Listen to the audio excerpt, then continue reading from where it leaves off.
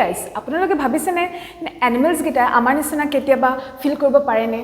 আমাৰ নিচিনা তাহাঁতি কান্দিব পাৰেনে আমাৰ নিচিনা কাৰোবাৰ প্ৰতি লাইকনেছ আহিব পাৰেনে আমাৰ নিচিনা if they can feel happy or if they can cry or not if they can feel sad or not let's see yes dog feels happy too they can feel joy too but these furry animals cannot show that okay আৰু cats-ৰ বিষয়